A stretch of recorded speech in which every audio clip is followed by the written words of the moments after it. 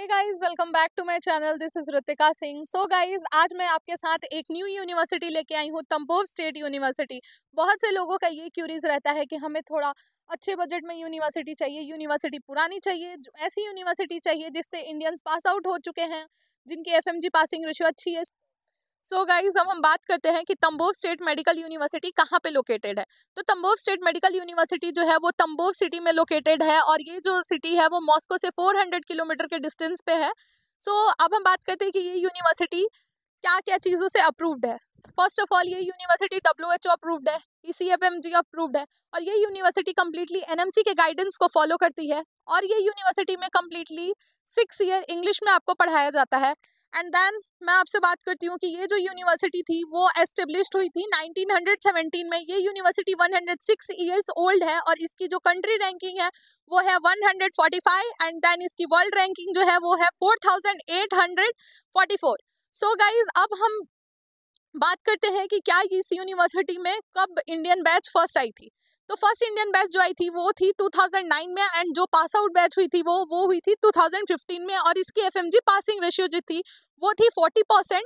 और ये जो यूनिवर्सिटी है, यहाँ पे जाने के लिए आपका एक वे है, जैसे कि आप दिल्ली टू मॉस्को जा सकते हो, एंड देन वहाँ से आप by bus, by train, and then by taxi जा सकते हो। डिपेंड करता है कि आप कौन से ट्रांसपोर्ट से जा रहे हो, उस हिसाब से आपके चार्जेस लगेंगे।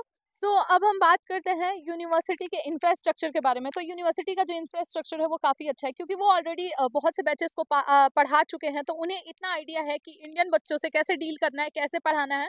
और यूनिवर्सिटी में एनाटॉमेज, कैडेवर, यहाँ तक कि रोबोटिक सर्जरी तक प्रोवाइडेड है। और यहाँ पे सेकेंड थिंग ये है कि वहाँ के प्रोफेसर्स को, बहुत से प्रोफेसर्स हैं, अप्रॉक्सीमेटली 98% प्रोफेसर्स को इंग्लिश आती है।